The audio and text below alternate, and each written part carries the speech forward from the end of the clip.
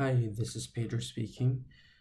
In this presentation, we will be discussing the concept of Panarchy and its application to urban systems. The agenda for this presentation is as follows. First of all, we will be introducing the concept of Panarchy. Afterwards, the adaptive cycle will be presented through its framework as well as its four different phases. The third portion will be the introduction of the concept of panarchy in regards to the concepts of system dynamics as well as complexity. Finally, the concept of panarchy within the urban systems scenario will be introduced in two different portions. The first one being the city as a sum of different systems, and then finally, by the introduction of the city as a system of systems. And then finally, we will be concluding the presentation. The concept of panarchy was first introduced in the 16th century.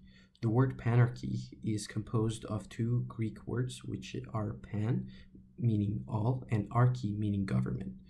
This concept was introduced in a socio-economical context by Paul-Émile de Peutte in 1860 to describe the freedom of individuals to choose any governments despite their locations.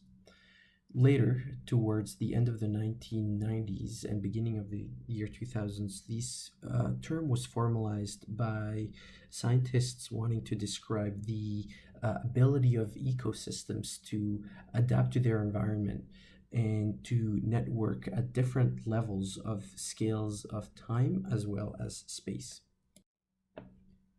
The image at the bottom right of the screen is representative of the concept of panarchy. This concept will be further described in the following sections. Panarchy models are composed of multiple adaptive cycles, which are the loops that were shown in the image before. These adaptive cycles are separated into four phases, which will be presented in the following slides, and intend to provide a framework that characterize the complex systems of people and nature as dynamically organized and structured within and across scales of space and time. That is according to Boyd in 2014.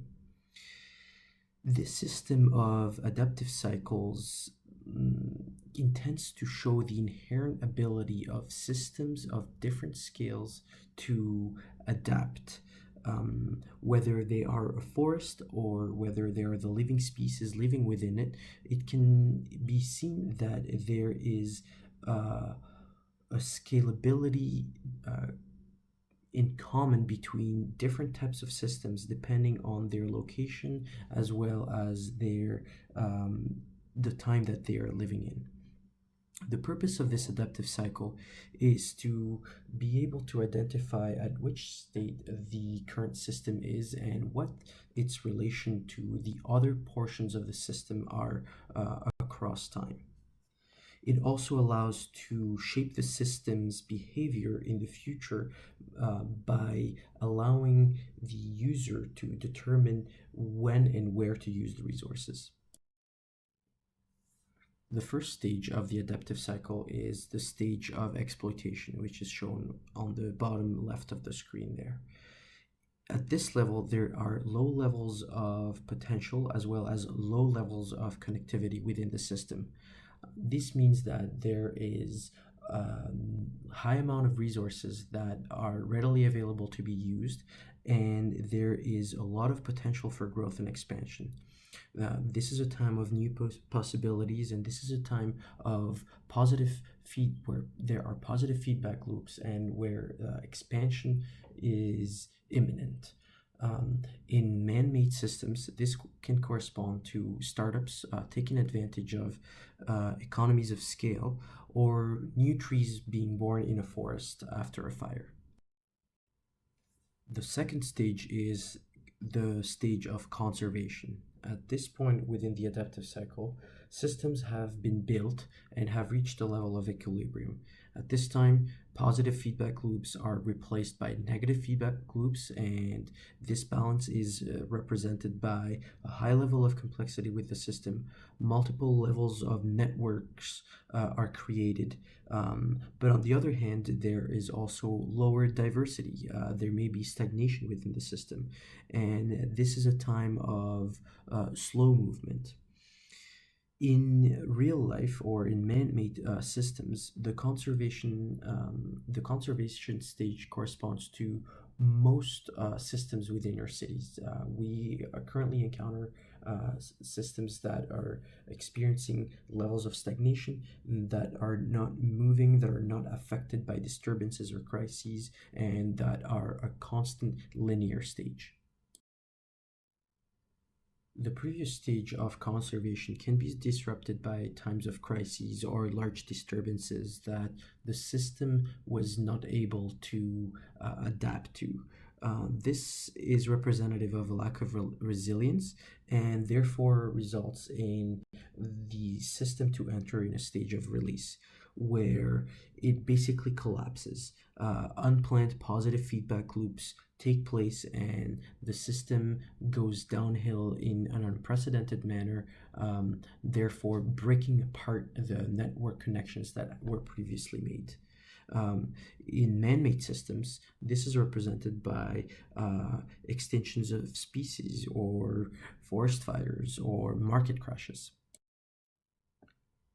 Finally, the stage of reorganization, which is stage alpha, is achieved after this period of crisis and disturbance.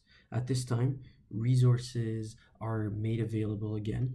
This is an opportunity for innovation. This is an opportunity for creativity, as the networks and influential nodes that were previously made are now broken down.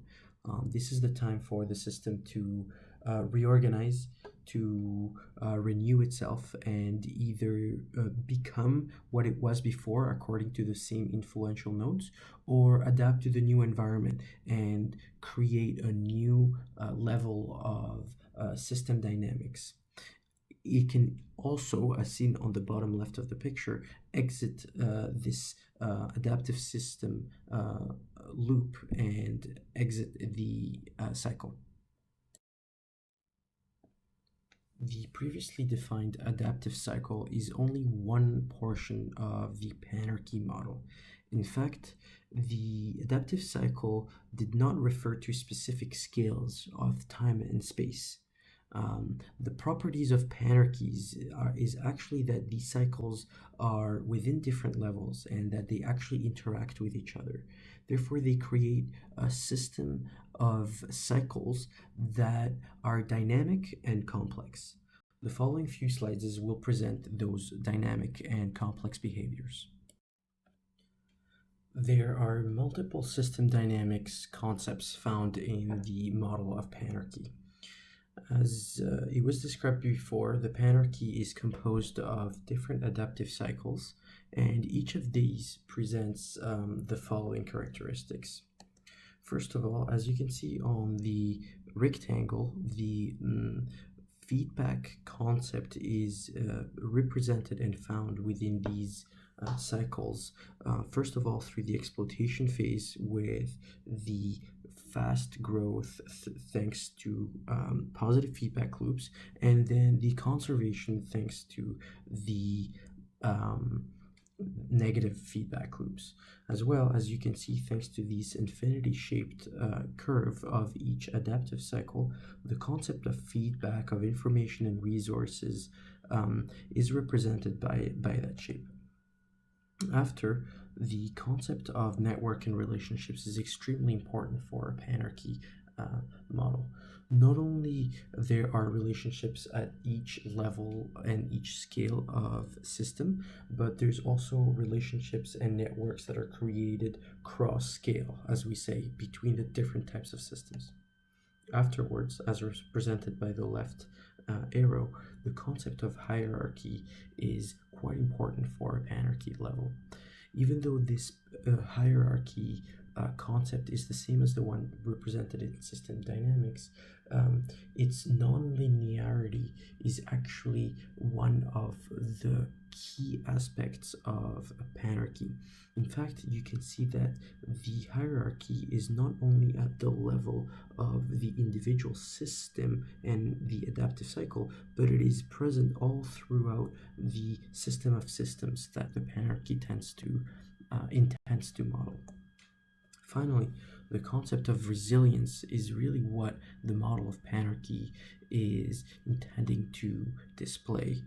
This resilience is represented by the connections between different levels of the system through the remember and the revolve phases of this graph. On the other hand, there are many concepts of complex systems that are also found in the Panarchy model. The first one is the self-organization, as well as the criticality, which will be discussed later. Even though self-organization is a concept that is also very important of the system dynamics, its complex behavior the complex behavior self-organization is really what creates the identity of the conservation phase. In fact, this conservation phase is governed by the self-organization of the system according to the resources and according to the agency and networks that were created before. Afterwards, as mentioned just before, the concept of criticality and or self-organized criticality is also major when considering an adaptive cycle and a sum of cycles within the Panarchy model. This level of criticality is achieved just before there is a high impactful disturbance or crisis within the system.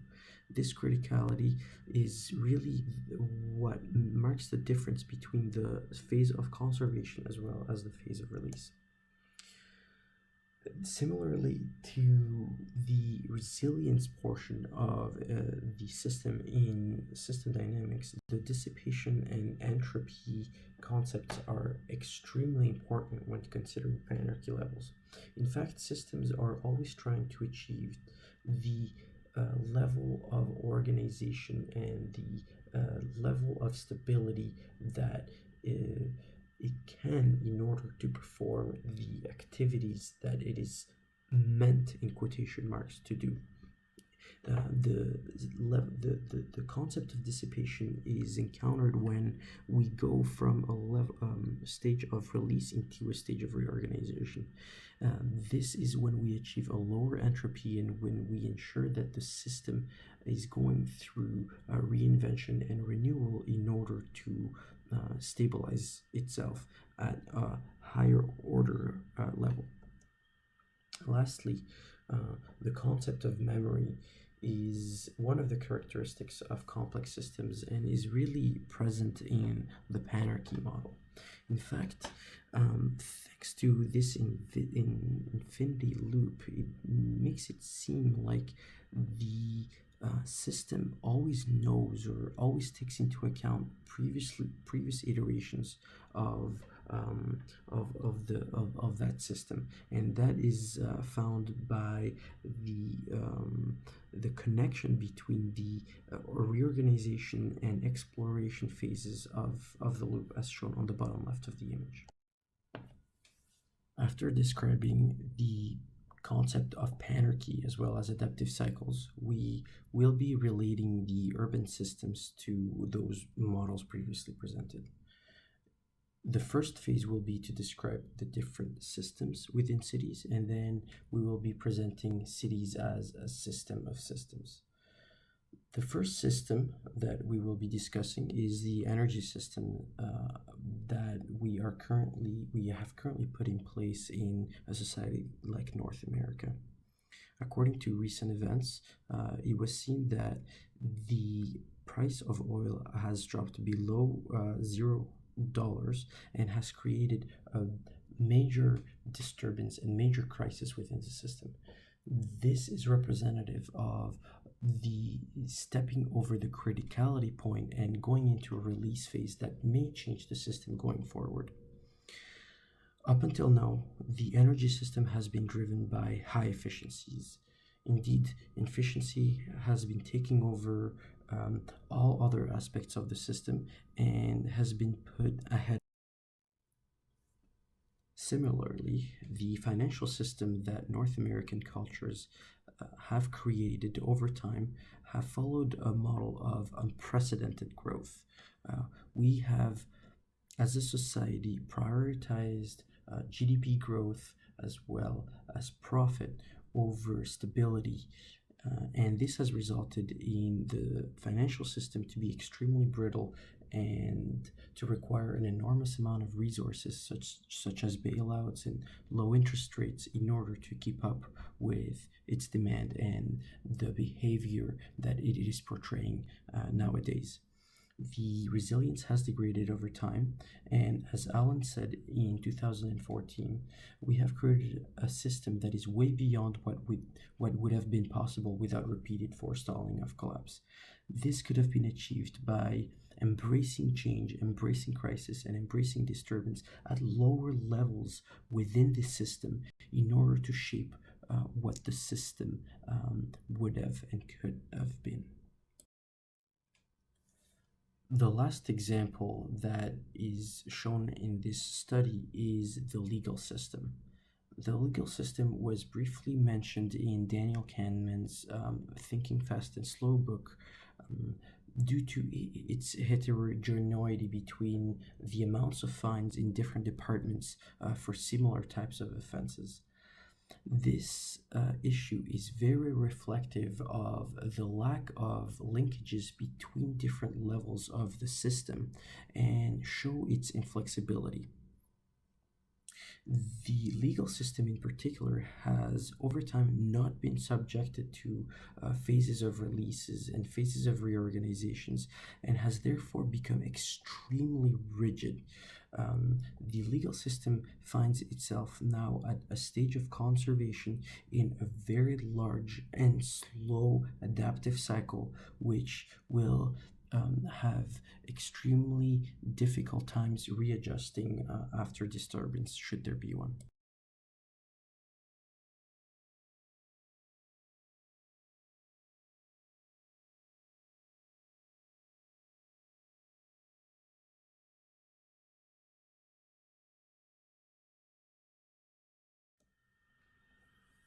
Lastly, the Panarchy model can be applied to urban systems when looking at it as a system of systems. Cities have behaved according to the adaptive cycle behavior all throughout history, starting by the Roman Empire, Mayas, as well as the recent development of cities and megalopolis in the 20th and 21st centuries. Cities, small cities tend to grow fast, and large cities tend to grow slower. They also create their own identities, such as Detroit for their factories, Antwerp in Belgium for the ports, as well as the Silicon Valley for the technology and innovation. This corresponds to the Panarchy level, to the Panarchy model, as it displays the influence of highly influential nodes onto the system and the ability of systems to renew themselves and stabilize themselves over time. However, nowadays our city developments are driven by growth and high efficiency, which prevail over resilience as well as cross-scale linkages, which are shown in the Panarchy model. In conclusion, as part of this study, the concept of Panarchy was introduced in function of the adaptive cycle. Panarchies have allowed scientists to put systems of different scales on the same level and understand their connections and networks. Within urban systems, it was seen that a Panarchy model allows users to understand where resources are currently being used and where on the four phases each system composing our society is currently at. Moreover, Panarchy models allow users to understand the relationships between systems of different scales. When applied to a larger scale, such as the system of the world, a model of panarchy allows anybody reading it to understand the different relationships between systems of the world and their current state with respect to crises such as climate change as well as global economic stability. It was seen that the negative impacts of linear economies, such as constant growth as well as reach of profit, have had negative impacts on systems behavior. And this has highlighted the need for circularity, communication, and renewal all across systems of this society. Thank you and have a good day.